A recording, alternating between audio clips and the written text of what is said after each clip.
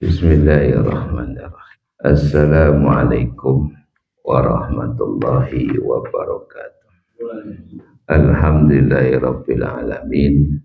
Wassalatu wassalamu ala nabiyyina Muhammadin wa ala alihi wa ashabihi ajma'in. Amma ba'd. Allahumma alimna ma jahilna wanfa'na bima 'allamtana wa zidna ilman nafi'an ya rabbal alamin. Bapak ibu-ibu jamaah Masjid Al-Mubarak yang mudah-mudahan dimuliakan oleh Allah Subhanahu wa taala. Alhamdulillah, pada kesempatan malam hari ini Allah Subhanahu wa taala masih memberikan kemudahan untuk menghadiri majelis ilmu. Mudah-mudahan Allah Subhanahu wa taala memberikan barokah ilmu yang bermanfaat. Kita lanjutkan pembahasan kitab Bulughul Maram, masih membahas bab sholatul khusuf sampai pada hadis ke 508. Naqalal muallifu rahimallahu ta'ala wa ibni Abbasin radhiyallahu anhu qala, dari sahabat Ibnu Abbas radhiyallahu anhuma, qala, beliau berkata, ma habbat rihun qattu illa jazan nabiyyu sallallahu alaihi wasallam ala rukbatayhi. Tidaklah angin bertiup kencang, mahabbat rihun qattu, tidaklah angin bertiup kencang, illa jazan nabiyyu sallallahu alaihi wasallam, kecuali Nabi Muhammad sallallahu alaihi wasallam berlutut ala rukbatayhi, di atas kedua lutut beliau, wa qala, dan beliau berdoa, Allahumma ij'alha rahmatan, ya Allah, jadikanlah angin itu sebagai rahmat, wala taj'alha azabah, dan janganlah engkau jadikan angin tersebut sebagai siksa. Rawahu Syafi'iyyu wa Tabrani. Bapak ibu-ibu yang mudah-mudahan dimuliakan oleh Allah Subhanahu wa taala, di dalam hadis ini Nabi Muhammad sallallahu alaihi wasallam, sebagaimana yang diterangkan oleh Ibnu Abbas, ketika ada angin kencang, angin yang bertiup kencang, maka Nabi Muhammad sallallahu alaihi wasallam, beliau berlutut di atas kedua lutut beliau, sembari beliau itu berdoa, Allahumma ij'alha rahmatan wala taj'alha azaban. Ya Allah, jadikanlah angin yang bertiup kencang itu sebagai rahmat, dan janganlah jadikan angin yang bertiup kencang itu sebagai siksa. Nah, hadis ini menunjukkan kalau ada angin kencang ataupun angin ribut, maka yang disunahkan adalah berdoa. Doanya sebagaimana yang disebutkan hadis tadi, Allahumma ij'alha rahmatan wala taj'alha adzab. Nah, di dalam hadis ini juga menunjukkan ketika ada angin kencang, maka tidak disyariatkan di situ sholat. Ya, tidak disyariatkan sholat karena adanya angin kencang, itu tidak. Yang ada sebagaimana penuturan Ibnu Abbas, beliau itu ketika ada angin yang bertiup kencang, cukup beliau berdoa, ya Allahumma ij'alha rahmatan wala taj'alha adzab.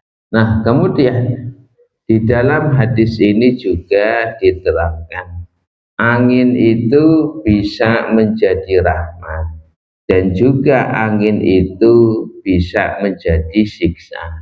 Ya, angin yang membawa rahmat itu digunakan Ya kalau zaman dulu itu namanya liqah, artinya perkawinan kurma jantan dengan kurma betina dengan wasilah angin. Nah, maka Allah Subhanahu wa taala itu berfirman, wa arsalna riyaha lawaqiha, dan kami hembuskan angin ya sebagai proses perkawinan ya tumbuhan ya seperti kurma jantan dan kurma betina.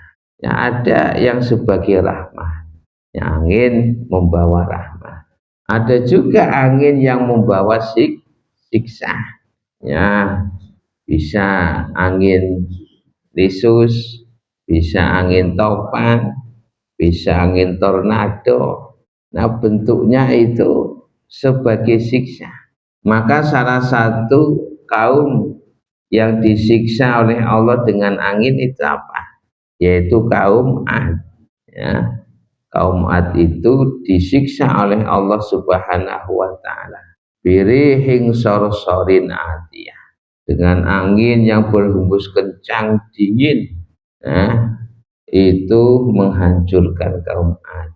Nah, jadi di dalam hadis ini angin itu bisa menjadi rahmat, bisa juga menjadi apa? Siksa ataupun azab. Nah, kemudian di dalam hadis ini juga menegaskan bahwasanya angin itu berhembus berdasarkan perintah Allah. Jadi angin itu termasuk jundun min junudillah, termasuk pasukannya Allah ya. Dan angin itu tunduk patuh kepada perintah Allah.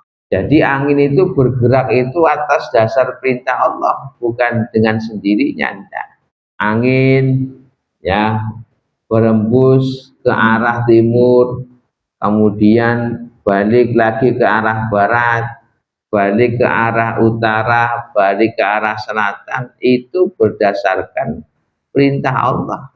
Nah, maka tidak boleh kita itu mencela angin. Ya, begitu juga kita tidak boleh mencela apa? Hujan. Ya, hujan itu turun berdasarkan perintah Allah. Angin juga berhembus berdasarkan perintah Allah. Ya sudah, cukup berdoa kalau ada angin kencang.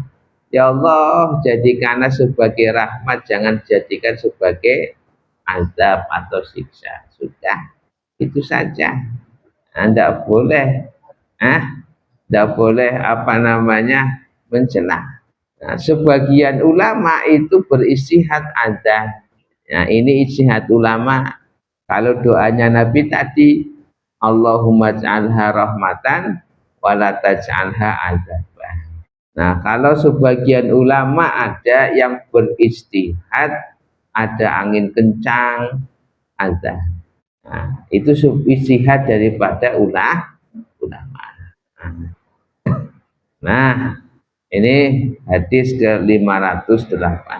Hadis selanjutnya 509 510. Wa anhu, dan dari Ibnu Abbas radhiyallahu anhu annahu shalla fi zalzalatin, bahwasanya beliau Ibnu Abbas sholat, melakukan sholat fi zalzalatin, pada saat terjadi gempa bumi.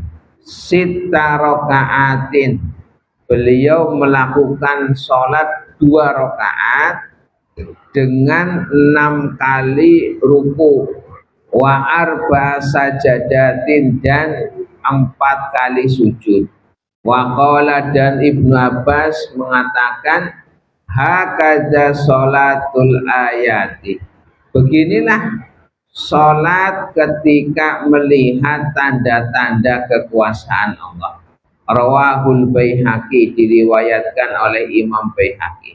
Wa dzakara Syafi'i, dan Imam Syafi'i menyebutkan an Aliyin, dari sahabat Ali radhiyallahu anhu, mislahu seperti hadis itu, duna akhirihi tanpa ada tambahan akhir.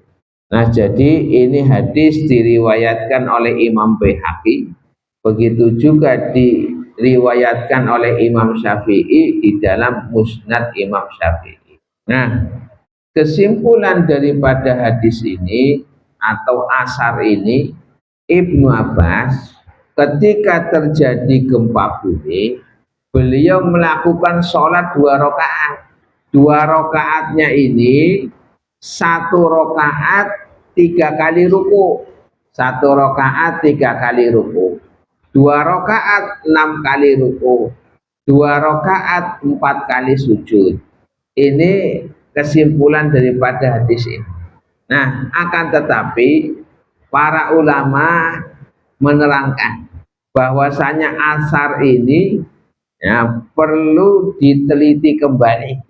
Nah, sebagaimana yang disampaikan oleh Syekh Shalih bin Fauzan, fihi maqal, di dalam asar ini banyak komentar dari para ulama, karena fi'il atau perbuatan ini hanya dilakukan oleh Ibnu Abbas, sedangkan Nabi Muhammad SAW itu tidak pernah ketika terjadi gempa beliau itu melakukan sholat. Nah, jadi ya, Syekh Shalih bin Fauzan mengatakan bahwasanya asar ini banyak komentar dari ulama, karena ini hanya dilakukan oleh Ibnu Abbas, dan ketika kita merujuk kepada perbuatan Nabi, Nabi itu ketika terjadi gempa itu tidak melakukan sholat. Nah, itu ya, kesimpulan daripada hadis 509 510. Nah, jadi ini hanya asar dari Ibnu Abbas, dan asar ini banyak komentar dari para ulama, karena secara perbuatan ini dilakukan hanya oleh Ibnu Abbas. Sedangkan kalau kita merujuk kepada fi'lun Nabi, perbuatan Nabi, maka nah, Nabi itu ketika gempa bumi itu apa? Tidak melakukan sholat. Nah, itu demikian. Nah, kita masuk bab yang baru. Babu sholatil istisqa. Bab yang berkaitan dengan sholat istisqa. Nah, ini temanya sebenarnya kurang pas. Nah, kenapa? Karena musim hujan. Ya. Cuman ini pembahasannya urut-urutannya demikian. Ya, setelah sholat khusuf, ya, kemudian pembahasannya sholat istisqa. Ya, meskipun secara apa namanya suasana itu ya apa namanya tidak sesuai. Nah, tapi ala kulihan ya sebagai ilmu yang memang kita itu harus mempelajarinya, dan juga ini sebagai urut-urutan daripada apa yang disebutkan oleh Ibnu Hajar Al-Asqalani di dalam kitab Bulughul Maram. Babu sholatil istisqa, bab yang berkaitan dengan sholat istisqa. Nah, sebelum masuk pada hadis-hadis yang dinukil oleh Ibnu Hajar Al-Asqalani, akan saya terangkan beberapa muqaddimah. Yang pertama, arti dari istisqa. Ya, arti dari istisqa. Istisqa itu berasal dari kata istasqa, yastasqi, istisqaan, wa mustasqan. Nah, ini cara bahasa sorobnya demikian. Artinya apa? Tolabu suqyah, memohon air, binuzulil matori, dengan turunnya hujan. Jadi intinya yang dinamakan istisqa itu adalah meminta hujan. Maka sholat istisqa itu adalah sholat yang dikerjakan untuk meminta hujan kepada Allah Subhanahu wa ta'ala. Nah, biasanya jarang ada yang mau menjadi imam sholat istisqa. Soalnya nanti kalau jadi imam sholat istisqa kemudian doa, udah hujan-hujan. Nah, itu mesti imamnya dongane orang mandi. Ah, ya, jadi kalau sholat istisqa itu jarang yang mau jadi imam. Ya, saya aja kalau dimintai untuk mengimam sholat istisqa saya tidak berani, Pak. Soalnya kenapa? Kalau doa ini doanya kan dijawab, ini sudah sholat istisqa 1 bulan pun tidak turun-turun nih. Nah itu. Nah, jadi intinya sholat istisqa itu ya sholat untuk meminta hujan kepada Allah Subhanahu wa ta'ala. Nah, kemudian Bapak Ibu yang mudah-mudahan dimuliakan oleh Allah, turunnya hujan ini sangat memberikan maslahat kepada makhluknya Allah, bagi manusia, bagi hewan, bagi tumbuh-tumbuhan, bahkan hewan yang di dalam tanah pun itu apa? Butuh yang namanya air. Nah, kalau kita hidup di Indonesia, alhamdulillah ya, terutama di daerah Brebes, artinya tidak kekurangan air. Coba kita itu hidup di daerah Afrika, itu sangat membutuhkan air. Maka hujan itu sangat dibutuhkan oleh makhluk, dibutuhkan manusia, dibutuhkan hewan, dibutuhkan tumbuhan. Nah, maka Allah itu berfirman di dalam surat Al-Furqan ayat 48-49. Wa huwallazi arsala riyaha busyran baina yaday rahmati. Dialah Allah yang mengembuskan air, yang mengembuskan angin, busyran sebagai kabar gembira, baina yaday rahmati, sebelum turunnya hujan. Nah, biasanya kalau mau turun hujan kan angin dulu tuh. Angin berembus yang membawa apa? Awan. Kemudian setelah itu turun hujan. Ya, bahasanya di sini baina yaday rahmatih. Rahmah di sini artinya hujan. Wa anzalna minas sama'i ma'an tahura. Dan kami turunkan dari langit ma'an tahura, air yang menyucikan. Linuhiyya bihi baldatan maitah. Dengan air hujan itu kami menghidupkan negeri yang mati, artinya tanah yang tandus, ya, dijadikan oleh Allah subur. Wa nuskihi mimma khalaqna an'ama wa anasiya katsira. Dan kami dengan air hujan berikan kepada siapa? Kepada makhluk yang kami ciptakan. An'aman berupa hewan-hewan, wa anasiya katsiran dan manusia yang banyak. Jadi intinya turunnya hujan ini sangat dibutuhkan oleh makhluk. Nah, kalau sekarang kita tidak merasakan. Kenapa? Karena banyak air, banyak hujan. Nah, itu nanti musim ketiga itu nanti musim kemarau. Nah, kemudian hujan itu yang mengatur adalah Allah. Kapan turunnya, kapan tidak turun, yang mencegah, yang menurunkan itu Allah. Oh, kadang-kadang mendungnya di sini. Ya, tapi hujannya itu di Randu Sanga. Bisa juga demikian. Nah, jadi yang menurunkan yaitu Allah, yang mencegah hujan juga adalah Allah Subhanahu wa ta'ala. Akan tetapi terkadang perbuatan manusia itu menyebabkan Allah itu mencegah hujan. Ya, perbuatan dosa manusia, perbuatan maksiat manusia yang dilakukan itu bisa menjadikan Allah itu menahan air hujan. Makanya Nabi Muhammad Shallallahu Alaihi Wasallam di dalam sebuah hadis yang diriwayatkan oleh Ibnu Majah, Nabi Shallallahu Alaihi Wasallam menyampaikan, mana koso kaumun al mikyala wal mizana illa tulu bisinina wasiddatil mu'nati.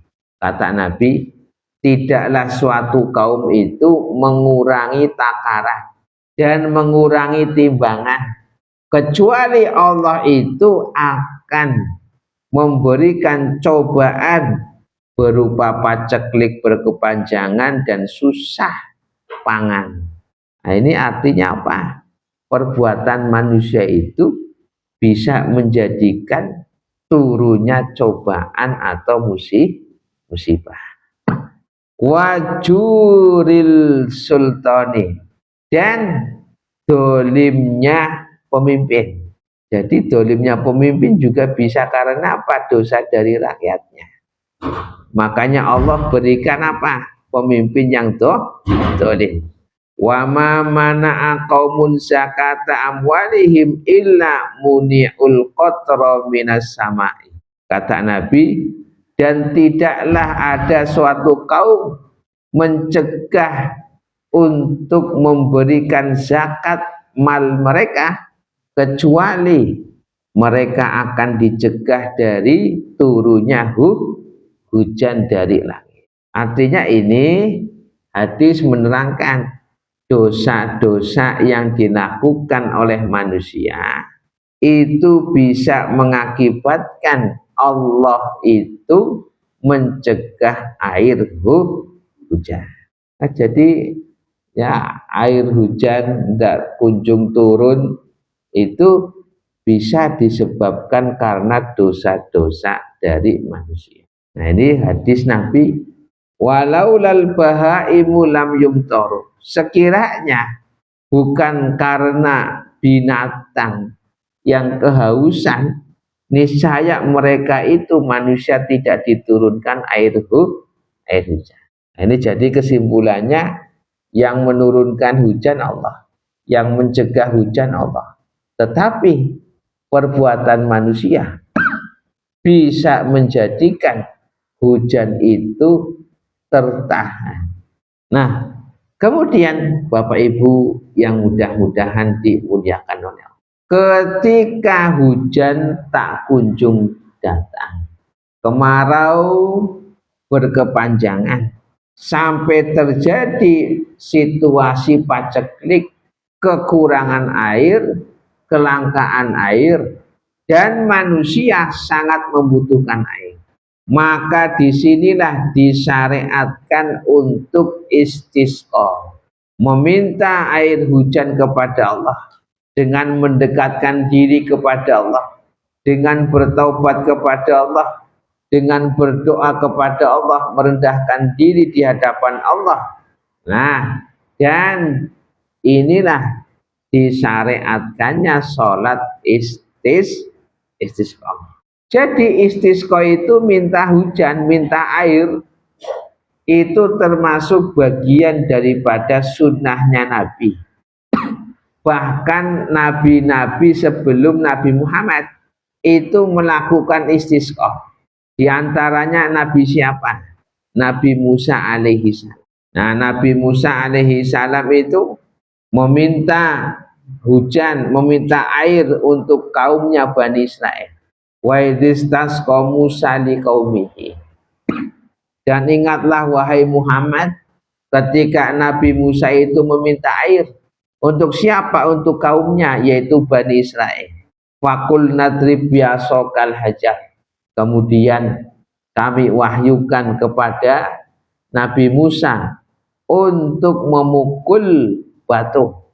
Kemudian ketika batu itu dipukul oleh Nabi Musa, fanfajarat min husnata asyrata aina.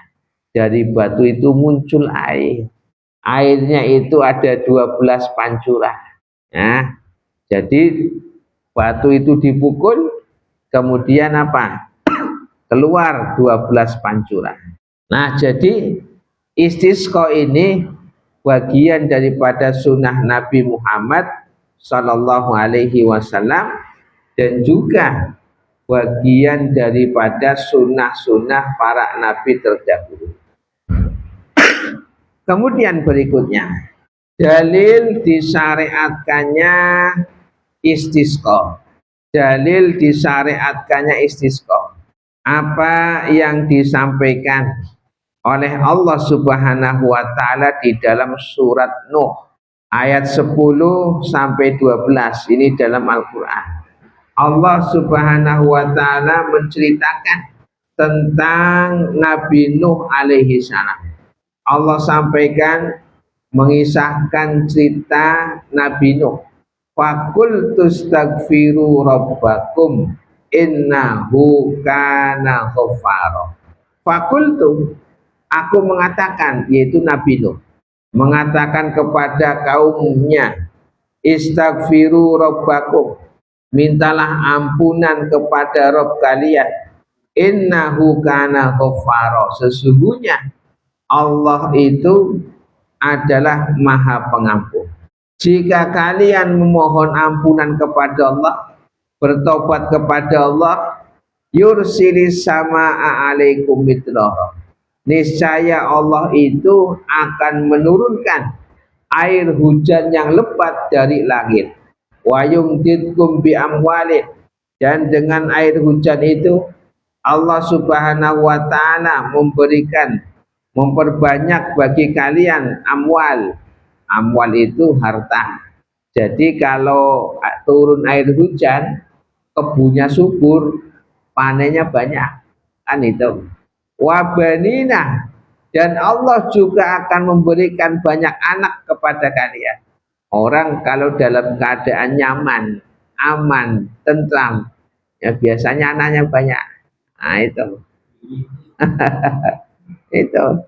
Ya kalau kebutuhannya tercukupi, ya nyaman, aman, banin, nambah apa? Anak. Oh ini tafsirannya demikian itu. Wa yaj'al lakum jannatin, dan Allah akan menjadikan bagi kalian kebun-kebun yang banyak. Dengan air hujan kebunnya itu tambah subur, tambah banyak buahnya, ya tambah banyak hasilnya. Wa yaj'al lakum anharo, dengan air hujan itu air mengalir di sungai-sungai yang kecil. Untuk apa? Mengairi ya sungai kecil masuk ke galengan. Nah, itu demikian. Nah, ini adalah apa? Isyarat yang menunjukkan adanya istisqa. Nabi Nuh mengatakan kepada kaumnya, wahai kaumku, istighfarlah kepada Allah, minta ampunlah kepada Allah, tobatlah kalian kepada Allah. Niscaya kalau kalian tobat, Allah akan turunkan hujan. Yang hujan itu memberikan rahmat, ya, sehingga kalian kebunnya subur, peternakannya itu subur banyak, ya kalian dapat hasil yang banyak, nah tentrem, aman, sehingga kalian juga banyak anak. Nah, itulah apa namanya siklus kehidupannya demikian. Nah jadi di sini ada isyarat yang menunjukkan kita itu apa? Disyariatkannya istisqa, minta air hujan kepada Allah Subhanahu wa ta'ala. Nah begitu juga hadis yang diriwayatkan oleh Abdullah bin Zaid, hadis muttafaqun alaih. Ini tentang dalil disyariatkannya istisqa. Abdullah bin Zaid menceritakan, kharajan Nabiyyu sallallahu alaihi wasallam, Nabi Muhammad sallallahu alaihi wasallam keluar menuju tanah lapang. Ya, keluar menuju tanah lapang. Karena kalau sholat yang seperti ini, Nabi itu keluar menuju tanah lapang.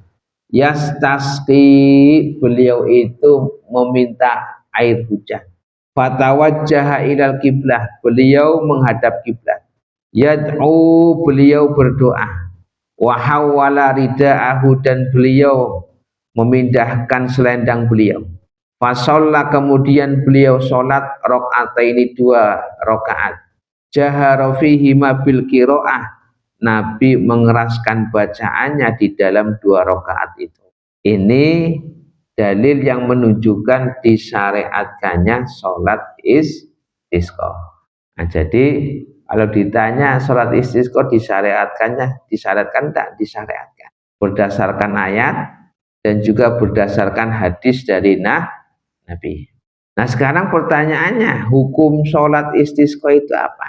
Ya, hukum sholat istisqa menurut jumhur ulama dari kalangan Malikiyah, dari kalangan Syafi'iyah, dari kalangan Hanabilah, dan juga dua muridnya Abu Hanifah, yaitu Abu Yusuf dan juga Muhammad bin Hasan, itu mengatakan annaha sunnatun, sunnah muakkadah. Jadi sunnah yang sangat dianjurkan untuk sholat istisqa.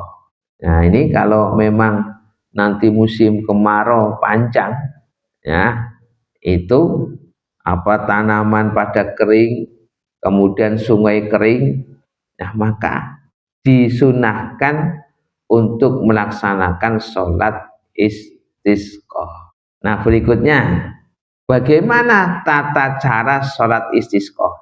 Ya, sifat atau kaifiyah daripada sholat istisqa. Ini saya kasih gambaran, ya. Nanti kita akan baca hadisnya.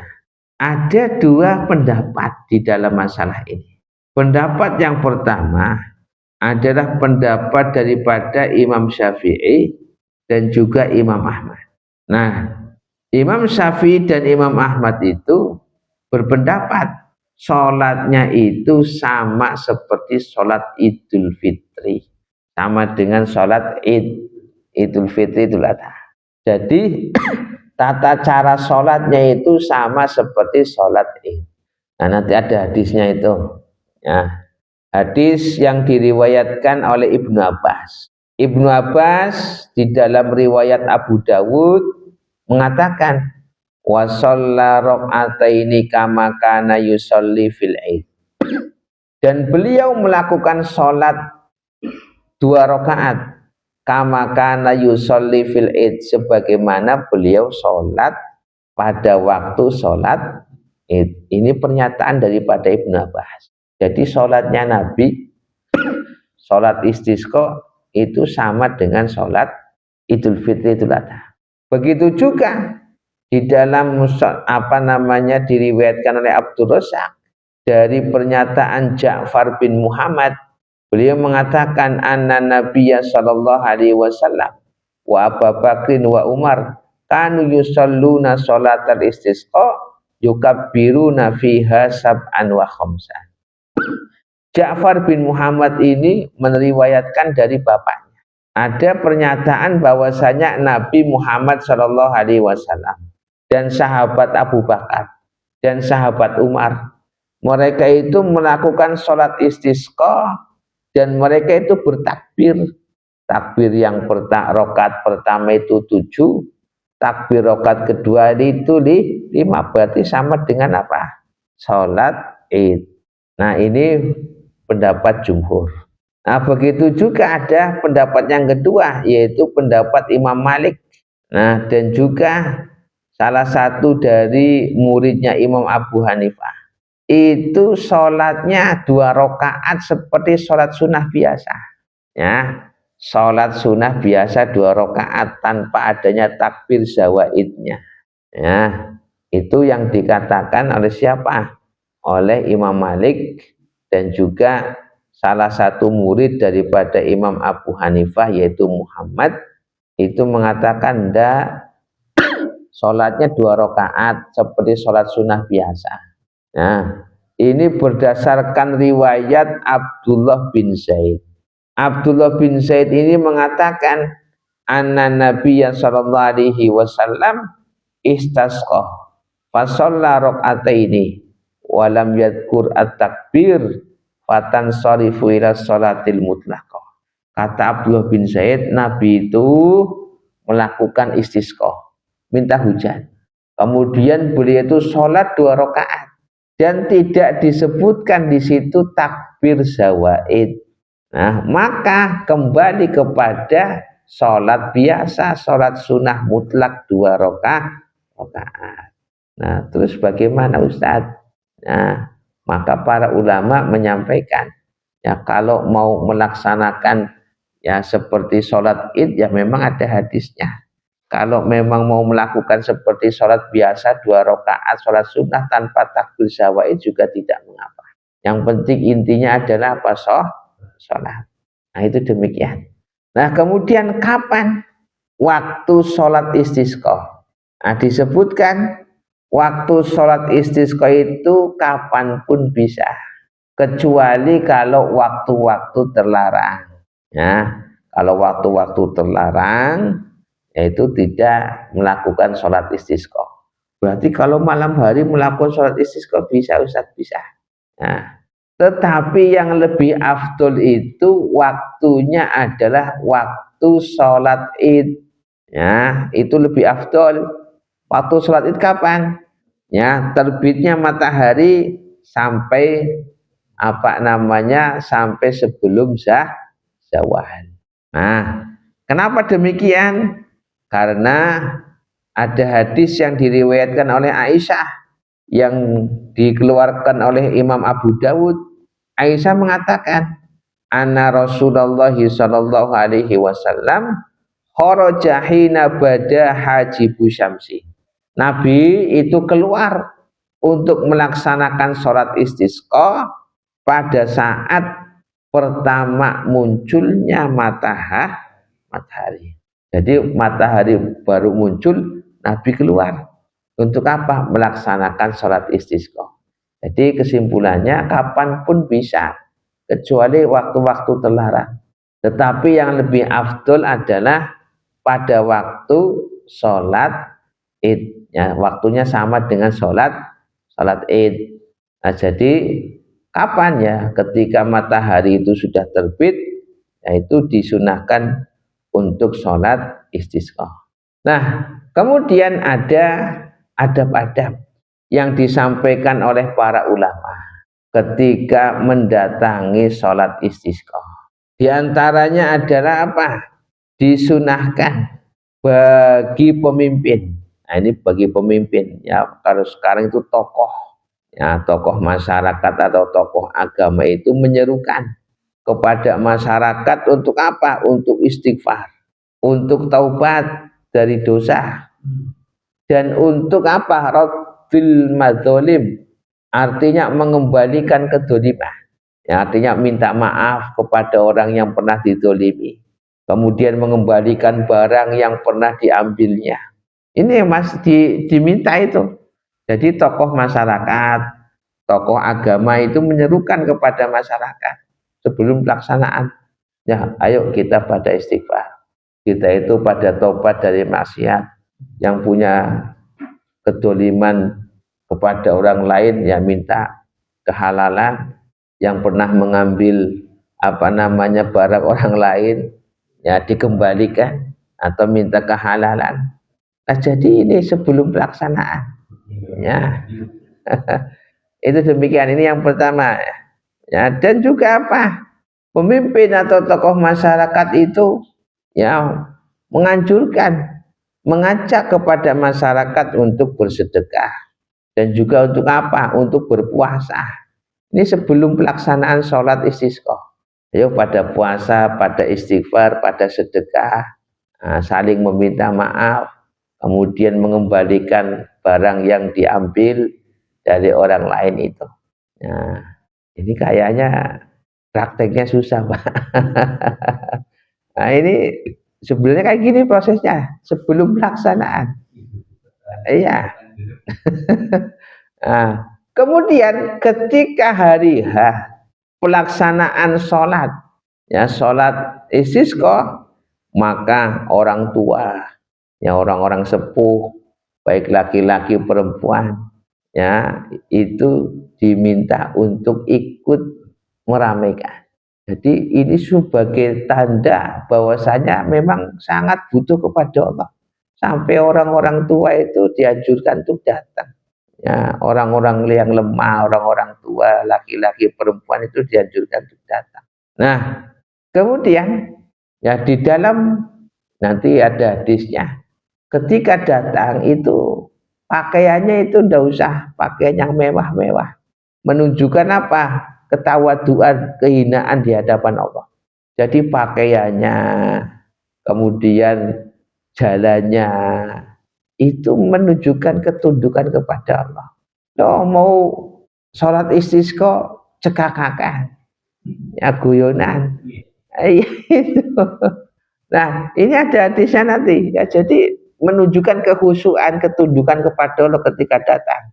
Nah, kemudian ketika sudah pelaksanaan sholat istisqa, kemudian turun hujan, nah, maka ini sunnahnya. Ketika masa paceklik lama, kemudian baru turun hujan, itu disunahkan untuk membasahi diri dengan air hujan itu. Iya, nah, itu. Jadi ini sunnahnya demikian. Jadi kalau apa namanya masa pacekliknya panjang, sudah sholat istisqa, kemudian baru turun hujan, nah itu disunahkan untuk membasahi diri ya pada saat hujan yang pertama setelah masa paceklik. Nah, kita masuk hadis yang pertama di dalam sholat istisqa. Hadis ke-511. An Ibni Abbasin radhiyallahu anhu maqala. Kharajan Nabiyyu sallallahu alaihi wasallam mutawati'an, mutabadzilan, mutakhasyian, mutarassilan, mutadorrian. Hadis dari Ibnu Abbas radhiyallahu anhu maqala, beliau berkata, kharajan Nabiyyu sallallahu alaihi wasallam. Nabi itu keluar untuk melaksanakan sholat istisqa, mutawadian dalam keadaan tawadu, mutabadilan dalam keadaan pakaian sederhana, mutakhasyian dalam keadaan khusyuk, mutarosilan jalannya pelan-pelan, mutadorian tertunduk kepada Allah.